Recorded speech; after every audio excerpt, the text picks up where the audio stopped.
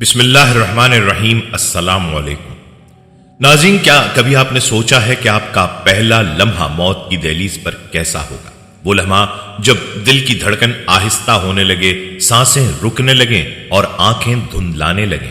ارد گرد آپ کے اپنے موجود ہوں گے، کوئی روتا ہوا، کوئی سر پکڑ کر بیٹھا ہوا اور کوئی سجدے میں دعا مانگتا ہوا، مگر آپ صرف دیکھ رہے ہوں گے۔ آپ سب کچھ محسوس کریں گے، سنیں گے، مگر نہ کچھ بول سکیں گے، نہ کسی سے لپٹ سکیں گے، نہ کوئی وصیت کر سکیں گے۔ جسم بے جان پڑا ہوگا، لیکن روح وہ ایک نئے ابدی سفر پر نکل چکی ہوگی۔ کیا واقعی یہی انجام ہے؟ نہیں، حقیقت میں یہی وہ لمحہ ہے جہاں اصل سفر شروع ہوتا ہے۔ ایک ایسا سفر جو قبر کی تاریکیوں سے ہوتا ہوا قیامت کے ہولناک دن تک پہنچے گا۔ حساب و کتاب، میزان، پل صراط، جنت یا جہنم، سب اسی سفر کے مراحل ہیں۔ یہ محض ایک تصور یا داستان نہیں، بلکہ ہر جاندار کے لیے ایک اٹل حقیقت ہے۔ ایک دن ہم سب کو یہی راستہ اختیار کرنا ہے۔ یہ ویڈیو محض سننے یا دیکھنے کے لیے نہیں، بلکہ جھنجھوڑ دینے والی حقیقت کو سمجھنے کے لیے ہے۔ اس لیے آخر تک ضرور دیکھیں، کیونکہ یہ وہ سچ ہے جو ہر شخص کو جاننا اور ماننا ہوگا۔ کیا آپ تیار ہیں اپنی حقیقت کو جاننے کے لیے؟ ناظرین، موت کا لمحہ ایک ایسا وقت جب ہر شے رک جاتی ہے، جب دنیا کی رونقیں، رشتے، آوازیں اور خواہشیں سب پیچھے رہ جاتی ہیں۔ وہ لمحہ جب انسان کا جسم بظاہر تو خاموش ہوتا ہے، مگر اس کے اندر ایک جنگ جاری ہوتی ہے۔ روح اپنے جسم سے جدا ہونے کے لیے تڑپ رہی ہوتی ہے۔ فرشتہ موت یعنی ملک الموت اللہ کے حکم سے اس انسان کے پاس آتا ہے۔ ایک ایسا منظر جسے کوئی دیکھ نہیں سکتا، مگر مرنے والا اسے محسوس ضرور کرتا ہے۔ اگر وہ انسان نیک ہے، پاکیزہ زندگی گزار چکا ہے، تو ملک الموت اس کے پاس نرمی سے آتا ہے۔ ایک پر نور چہرہ، سکون سے بھری ہوئی فضا، فرشتے خوشبو اور سلامتی کے ساتھ موجود۔ پھر روح کو جسم سے اس انداز سے نکالا جاتا ہے جیسے پانی کسی مشق سے بہتا ہے، بغیر کسی تکلیف کے، بغیر کسی زخم کے۔ اس کے چہرے پر ایک سکون سا آ جاتا ہے، جیسے وہ کسی بہتر جگہ کی طرف روانہ ہو رہا ہو۔ اگر وہ انسان گناہوں میں ڈوبا ہوا ہے، اللہ سے غافل رہا، حقوق العباد پامال کیے، تو ملک الموت کے آنے کا منظر بالکل مختلف ہوتا ہے۔ اس کے ساتھ دوسرے فرشتے بھی ہوتے ہیں، مگر ان کے چہرے سخت، آوازیں دھمکی آمیز اور ہاتھوں میں آگ کے ہتھیار۔ وہ روح کو کھینچتے ہیں، کسی کانٹوں بھری شاخ کو گیلی روئی میں لپیٹ کر زبردستی کھینچنے جیسا منظر۔ روح چیختی ہے، جسم تڑپتا ہے اور ایک دردناک جدائی کا لمحہ ہوتا ہے۔ لیکن اب دیر ہو چکی ہوتی ہے، واپسی کا کوئی دروازہ نہیں بچتا۔ ناظرین، ادھر گھر والے بے بس کھڑے ہوئے ہیں، کوئی ماں سینہ پیٹ رہی ہوتی ہے، بیوی بین کر رہی ہوتی ہے، بچے باپ کی طرف حسرت سے دیکھ رہے ہوتے ہیں، لیکن ان سب کا کوئی فائدہ نہیں۔ وہ جسم جو کبھی سب کا سہارا تھا، اب خاموش پڑا ہے۔ کسی کی دعائیں، کسی کی آہیں اب اس کی تقدیر کو نہیں بدل سکتی۔ روح جسم سے جا چکی ہوتی ہے، اور یہی وہ لمحہ ہوتا ہے جب انسان دنیا سے ابدی سفر پر نکل پڑتا ہے۔ اب نہ کاروبار کام آئے گا، نہ رشتے، نہ دولت، نہ شہرت، اب صرف اعمال باقی رہتے ہیں، وہی اعمال جو انسان نے اپنی زندگی میں کیے۔ یہ ہے موت کا لمحہ، خاموش مگر چیختا ہوا، ظاہراً پرسکون مگر باطن میں ہولناک۔ یہ ہر انسان کی زندگی کا سب سے فیصلہ کن لمحہ ہے۔ ناظرین، سوچیں، اگر یہ لمحہ آج آپ کے قریب ہو جائے تو کیا آپ تیار ہیں؟ کیا آپ کی روح آسانی سے نکلے گی یا درد و عذاب کے ساتھ؟ یہی سوال ہے جو ہمیں ابھی سوچنا ہے، کیونکہ کل بہت دیر ہو چکی ہوگی۔ اب روح نکل چکی ہے، جسم بے جان پڑا ہے، لیکن اس کے گرد لوگ موجود ہیں۔ کچھ خاموشی سے آنسو بہا رہے ہیں، کچھ چیخ و پکار کر رہے ہیں، اور کچھ اپنی بے بسی پر سر پکڑے بیٹھے ہیں۔ پھر وہ وقت آتا ہے جب اسے غسل دینے کی تیاری کی جاتی ہے، کمرے میں لے جایا جاتا ہے جہاں اس کے قریبی افراد اسے آخری بار پانی سے پاک کرتے ہیں۔ نہایت ادب و احترام کے ساتھ جسم کو دھویا جاتا ہے، ناخن کاٹے جاتے ہیں، خوشبو لگائی جاتی ہے۔ ہر حصہ خاموش ہے، لیکن ہاتھوں کی لرزش بتا رہی ہے کہ دل کس قدر غم سے بوجھل ہے۔ اس کے بعد کفن پہنایا جاتا ہے، وہی سفید کپڑے جو ہر انسان کے لیے آخری لباس ہیں۔ نہ کوئی زیور، نہ کوئی مہنگا لباس، نہ کوئی قیمتی چیز، صرف 3 سفید چادریں۔ وہ شخص جو کل تک مہنگے سوٹ پہنتا تھا، سونے کی گھڑیاں اور جوتے پہنتا تھا، آج بے لباس ہو کر صرف کفن میں لپٹا جا رہا ہے۔ یہ منظر دیکھ کر دل دہل جاتا ہے۔ دنیا کی ساری شان و شوکت، مال و دولت، جائیداد اور رشتے سب پیچھے رہ جاتے ہیں۔ اب جنازہ تیار ہے، لوگوں کو اطلاع دی جاتی ہے، مسجد میں لے جایا جاتا ہے جہاں صفیں بنتی ہیں، لوگ اکٹھے ہوتے ہیں اور جنازہ ادا کیا جاتا ہے۔ لیکن یہ وہ نماز ہے جس میں مرنے والا خود خاموش ہوتا ہے۔ کوئی دعا مانگ رہا ہے، کوئی آنکھوں سے بہتے آنسو چھپا رہا ہے۔ پھر جب جنازہ اٹھایا جاتا ہے تو دل دہل جاتا ہے۔ وہ وجود جو کبھی اپنے قدموں پر چلتا تھا، آج دوسروں کے کندھوں پر جا رہا ہے۔ ہر قدم پر کسی ماں کی سسکی، کسی بیوی کی چیخ اور کسی بچے کی بے آواز روتی آنکھیں سنائی دیتی ہیں۔ یہ وہ لمحات ہیں جو ہر انسان کو جینا ہوں گے، اور یاد رکھیے، یہ سب کچھ کسی اور کے ساتھ نہیں، ایک دن آپ اور میں بھی انہی مراحل سے گزریں گے۔ کیا ہم نے اس کے لیے تیاری کر لی ہے؟ اب وہ لمحہ آ چکا ہے جس سے ہر انسان خائف ہے۔ قبر میں اترنے کا لمحہ، दोस्त, रिश्तेदार, भाई, बेटे सब कंधों पर उठाकर एक वीरान गोशे तक ले आते हैं। कुछ आंखें भीगी हुई होती हैं, कुछ खामोश और खाली नजरों से बस देख रही होती हैं। कब्र खोदी जा चुकी है, एक तंग तारीख गढ़ा जो अब इंसान का नया घर बनने वाला है। जिन इंसान ने अपनी जिंदगी भर का सरमाया अपने दुनियावी मकान पर लगा दिया था, आज वो मट्टी की गोद में सोने जा रहा है। आहिस्ता आहिस्ता जिस्म को कब्र में उतारा जाता है। कुछ लोग नीचे उतरकर जिस्म को क़िबला रुख करते हैं, फिर उस पर मट्टी डाली जाने लगती है। हर मुट्ठी मट्टी के साथ एक ताल्लुक टूटता है, एक दरवाजा बंद होता है और फिर कब्र मुकम्मल बंद कर दी जाती है। सब लोग वापस पलट जाते हैं। जो मां सीना पीट रही थी, जो बीवी बैन कर रही थी, जो बच्चे कब्र की मट्टी थामे खड़े थे, वो सब चले जाते हैं। अब कब्र में सिर्फ एक वजूद बाकी रह जाता है, तन्हा, खामोश और मुकम्मल तौर पर अकेला। पहला एहसास, घुप अंधेरा, दम घुटने वाला सुकूत और जमीन का वो दबाव कि अगर इंसान जिंदा होता तो हर हड्डी चटक जाती। हर तरफ मट्टी ही मट्टी, ना कोई सांस लेने की गुंजाइश, ना रोशनी की किरण, ना कोई मानूस आवाज। अब वो इंसान जो दुनिया में हजारों की महफिलों में घिरा रहता था, आज तन्हा है। न बेटा साथ है, न दोस्त, न माल, न बैंक बैलेंस, न शोहरत। अब बस वही साथ है जो उसने दुनिया से साथ लाया, उसके अमाल। और फिर अचानक दो फरिश्ते जाहिर होते हैं जिन्हें मुनकर और नकीर कहा जाता है। उनके चेहरे सख्त और पुरहैबत होते हैं, आंखें बिजली की मानिंद चमकती हैं, आवाज में गरज और धमक। वो मुर्दे को झंझोड़ते हैं, झाड़ कर जगाते हैं और बुलंद आवाज में 3 सवालात पूछते हैं। और ये सवाल किसी इम्तिहान के पर्चे जैसे नहीं होते, बल्कि रूह की गहराइयों से जुड़े होते हैं। तेरा रब कौन है?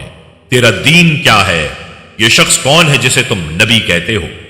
अगर मरने वाला दुनिया में अल्लाह को याद करता रहा, दीन पर कायम रहा और नबी अकरम सल्लल्लाहु अलैहि वसल्लम से मोहब्बत करता रहा, तो उसके दिल को ताकत दी जाती है, जबान रवां हो जाती है और वो इत्मीनान से जवाब देता है, मेरा रब अल्लाह है, मेरा दीन इस्लाम है और ये मोहम्मद सल्लल्लाहु अलैहि वसल्लम अल्लाह के रसूल है।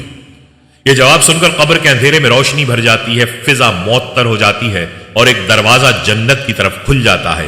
एक नूरानी चेहरे वाला फरिश्ता आता है जो कहता है, मुबारक हो, ये तेरा मकाम है, जन्नत का एक बाग। फिर एक खुशबूदार बिस्तर बिछा दिया जाता है, लिबास अता किया जाता है और कब्र का सीना कुशादा हो जाता है, हद्दे निगाह तक वसी। मरने वाले को कहा जाता है, सो जाओ, ऐसे जैसे दुल्हन नई शादी के बाद सुकून से सोती है। और वो रूह इत्मीनान से सो जाती है कयामत तक के लिए। लेकिन अगर वो इंसान दुनिया में गफलत का शिकार रहा, अल्लाह को भूल बैठा, दीन का मजाक उड़ाया और रसूल की सुन्नतों से मुंह मोड़ता रहा, तो उसकी जबान गंग हो जाती है, जहन माऊफ हो जाता है। वो सिर्फ यही कहता है, मुझे नहीं मालूम, मैं वही कहता था जो लोग कहते थे। तो वो फरिश्ते उस पर गजबनाक होते हैं, एक हथौड़ा मारा जाता है जिसकी आवाज जमीन पर हर मखलूक सुनती है सिवाय इंसान और जिन्नात के। कब्र उस पर तंग कर दी जाती है, यहां तक कि उसकी पसलियां एक दूसरे में पैवस्त हो जाती हैं। जमीन उसे दबाती है, यहां तक कि वो तड़पने लगता है। फिर एक दरवाजा जहन्नुम की तरफ खुलता है, जहां से धुआं, बदबू और अजाब की झलक कब्र में दाखिल होती है। एक आवाज आती है, यह है तेरा मकाम, जहन्नुम का गढ़ा कयामत तक के लिए।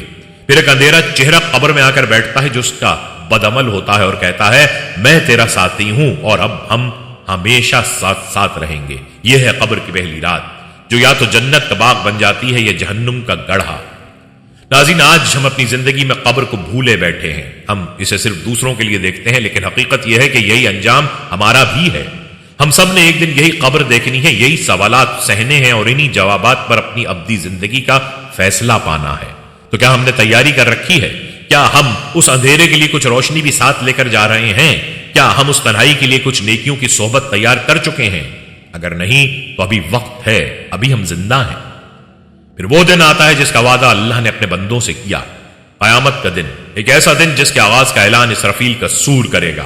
जब पहला सूर फूंका जाएगा तो आसमान लरस जाएगा, जमीन अपनी बुनियादों से हिल जाएगी, पहाड़ रुई के गालों की तरह उड़ने लगेंगे, समंदर खोल दिए जाएंगे, सूरज बेनूर हो जाएगा, सितारे बिखर जाएंगे, जमीन अंदर से फटने लगेगी और हर जानदार फना के घाट उतर जाएगा।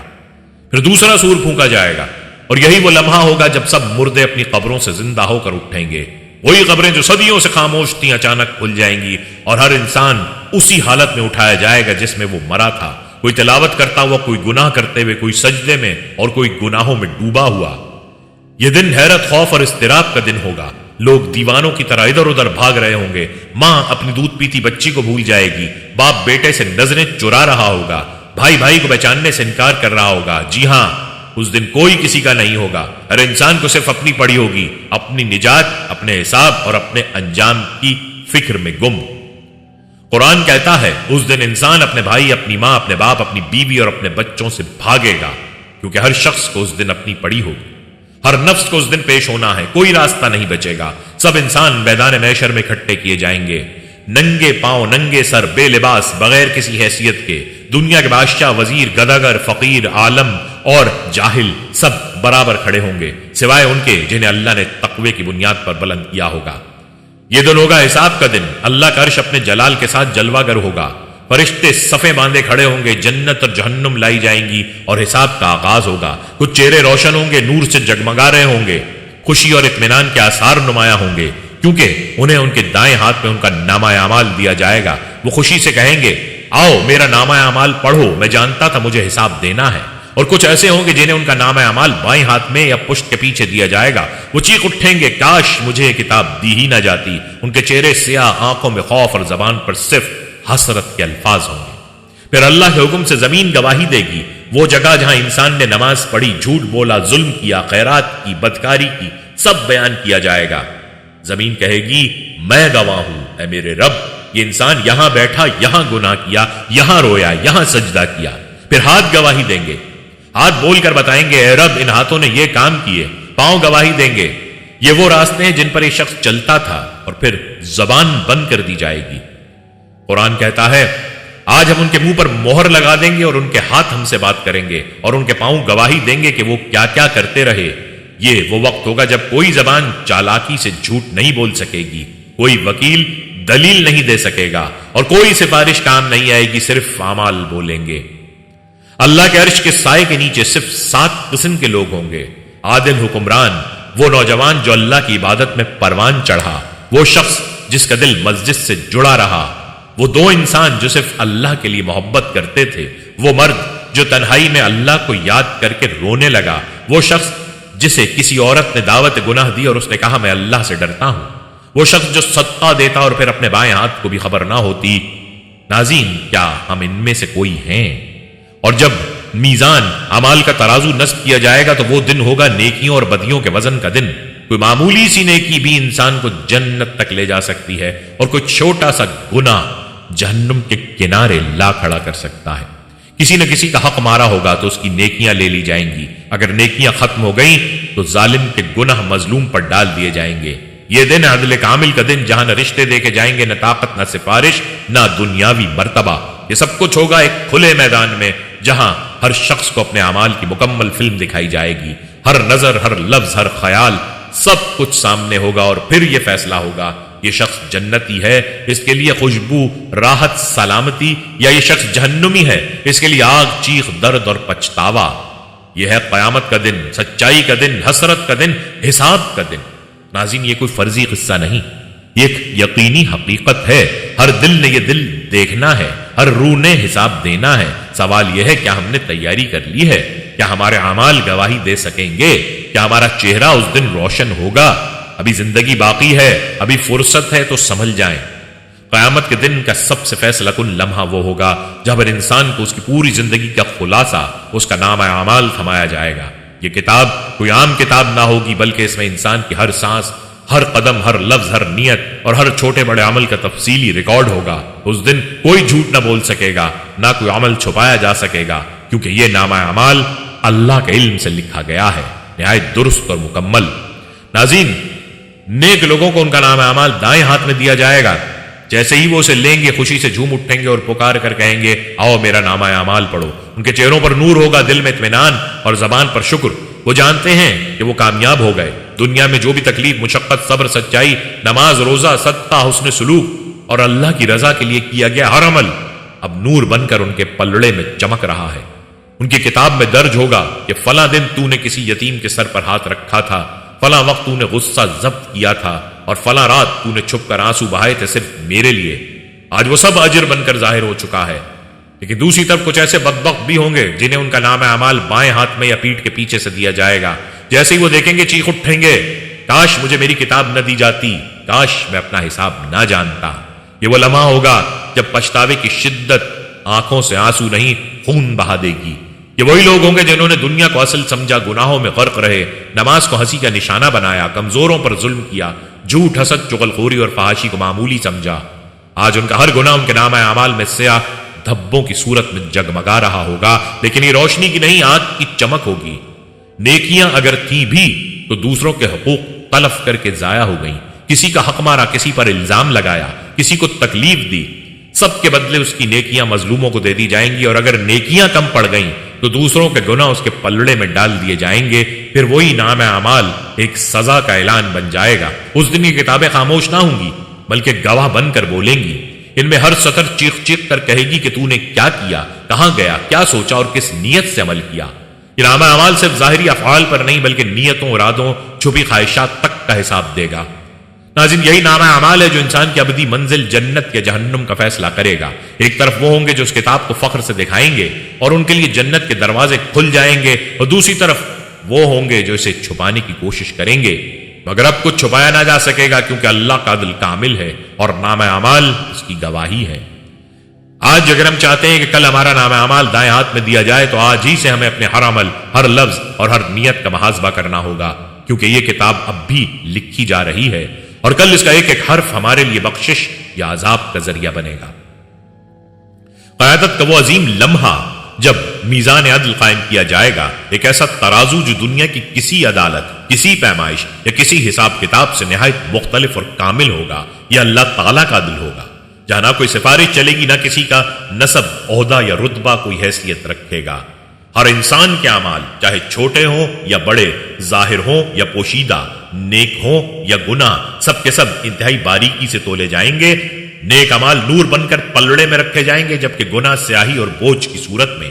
یہاں صرف عبادات کا وزن نہیں ہوگا بلکہ ایک معمولی مسکراہٹ، کسی کو پانی پلانا، راستے سے تکلیف دہ چیز ہٹانا، کسی کا دل خوش کرنا، سب کچھ میزان میں آئے گا۔ اسی طرح معمولی گناہ بھی وزن رکھے گا۔ ایک جملہ جو دل توڑ گیا، ایک نظر جو گناہ کی طرف اٹھی، ایک جھوٹ جو بولا گیا، سب کا حساب ہوگا۔ میزان انتہائی حساس ہوگا اور اللہ کے حکم سے مکمل غیر جانبدار۔ پھر وہ منظر ہوگا جب ظالم کی نیکیاں اس کے مظلوم کو دے دی جائیں گی، جس نے کسی کا مال کھایا، اس کا حق مارا، الزام لگایا، عزت پر حملہ کیا۔ اس کا حساب یوں ہوگا کہ مظلوم کی برائیاں ظالم کے کھاتے میں ڈال دی جائیں گی اور ظالم کی نیکیاں مظلوم کو دے دی جائیں گی۔ اس عمل میں انصاف کی وہ بلند مسائل قائم ہوگی جو دنیا میں کبھی نہ دیکھی ہو۔ جب میزان کا پلڑا نیکیوں سے بھرا ہوگا تو وہ شخص فلاح پائے گا اور اس کے لیے جنت کے دروازے کھل جائیں گے، لیکن جس کا پلڑا ہلکا ہوگا، جس کی نیکیاں گناہوں میں دب جائیں گی، اس کے لیے جہنم کی وعید ہے، اور پھر ندامت، افسوس اور کاش کا لفظ اس کی زبان پر ہوگا، لیکن اس کا کوئی فائدہ نہ ہوگا۔ یہ میزان عدل اللہ کا وہ وعدہ ہے جس میں ذرہ برابر بھی ظلم نہ ہوگا، اس لیے آج اپنے اعمال سنوار لو کہ کل وہی تمہارے وزن کا تعین کریں گے۔ قیامت کے دن جب میزان عدل کے بعد ہر انسان کا انجام متعین ہو جائے گا تو ایک اور ہولناک مرحلہ باقی رہ جائے گا، پل صراط کا۔ یہ وہ نازک راستہ ہوگا جو جہنم کی گہری تاریکیوں کے اوپر بنایا گیا ہے۔ یہ پل کوئی عام پل نہیں ہوگا بلکہ نبی کریم صلی اللہ علیہ وسلم کے فرمان کے مطابق بال سے باریک اور تلوار سے تیز ہوگا۔ ہر انسان کو چاہے نبی ہو، ولی ہو، عالم ہو یا عام گناہگار، اسی پل سے گزرنا ہوگا۔ یہ پل فیصلہ کرے گا کہ کون جنت کی طرف جائے گا اور کون جہنم کی گہرائیوں میں جا گرے گا۔ اس پل پر اندھیرا چھایا ہوگا، آگ کے شعلے نیچے سے لپک رہے ہوں گے، چیخ و پکار کی آوازیں ہر طرف گونج رہی ہوں گی اور لوگ ایک دوسرے کو پکار رہے ہوں گے، یا اللہ بچا لے، مگر اس پل پر ہر کوئی اکیلا ہوگا، تنہا اپنے اعمال کے ساتھ۔ یہاں نہ باپ بیٹے کے کام آئے گا، نہ ماں اپنی اولاد کو بچا سکے گی۔ نیک لوگ جن کے دل ایمان سے روشن ہوں گے، ان کے لیے اللہ تعالیٰ ایک نور پیدا فرمائے گا جو ان کے آگے اور دائیں جانب روشنی کرے گا۔ وہ بجلی کی چمک کی طرح یا تیز رفتار گھوڑے کی مانند اس پل کو پار کر جائیں گے۔ کچھ لوگ دوڑتے ہوئے، کچھ تیز قدموں سے اور کچھ لڑکھڑاتے ہوئے گزر جائیں گے، لیکن گناہگاروں اور منافقین کے لیے یہ پل ایک امتحان عظیم ہوگا۔ جیسے ہی وہ قدم رکھیں گے، ان کا نور بجھنے لگے گا اور وہ اندھیرے میں ٹھوکر کھا کر گر پڑیں گے۔ نیچے جہنم کی لپکتی ہوئی آگ انہیں اپنی لپیٹ میں لے لے گی۔ کچھ لوگ چلتے چلتے گر جائیں گے، کچھ لوگ زخمی ہوں گے، ان کے جسم پل کے نوکیلے کناروں سے چھلنی ہو جائیں گے، اور کچھ چیختے ہوئے جہنم میں ہوں گے جو گناہگاروں کو پکڑ کر گر پڑیں گے۔ پل کے اطراف میں نیچے کھینچ لیا جائے گا۔ منافقین جب پل پر چلنے لگیں گے تو پکاریں گے ہمیں انتظار کرو تاکہ ہم تمہارے نور سے کچھ روشنی لے لیں، لیکن مومنین کہیں گے پیچھے جاؤ اور اپنا نور خود تلاش کرو۔ یہ وہ لمحہ ہوگا جب نفاق کا پردہ چاک ہو چکا ہوگا اور حقیقت سامنے آ چکی ہوگی۔ پل صراط ایک ایسا مقام ہے جہاں صرف اعمال کام آئیں گے۔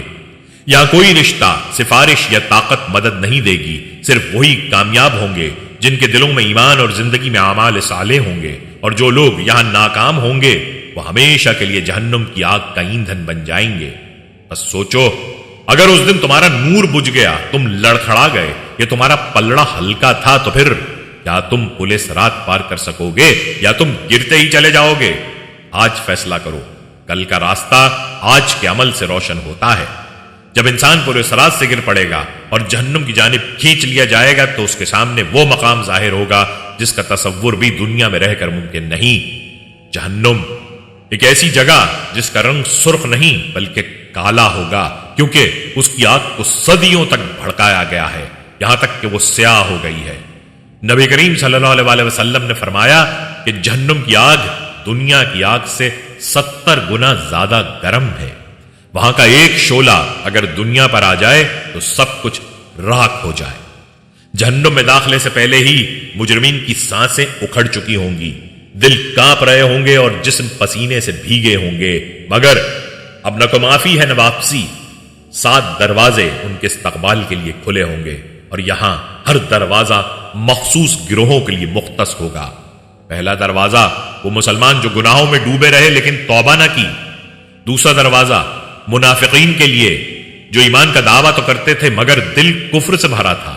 تیسرا دروازہ وہ لوگ جنہوں نے شرک کیا، اللہ کے ساتھ دوسروں کو پکارا۔ چوتھا دروازہ جابر و ظالم حکمرانوں اور ظالموں کے لیے۔ پانچواں دروازہ جھوٹے، غیبت کرنے والے، چغلی کرنے والے اور دل آزاری کرنے والے۔ چھٹا دروازہ تکبر کرنے والوں، حاسدوں اور خود پسندوں کے لیے۔ ساتواں دروازہ وہ سب سے نیچے کا طبقہ جس میں ابو جہل، فرعون، نمرود اور ان جیسے سرکش لوگ ہوں گے۔ جہنم میں داخل ہوتے ہی فرشتے لوہے کی بڑی بڑی گرزوں سے مجرموں کو مارتے ہوئے کہیں گے جلنے والے عذاب کا مزہ چکھو۔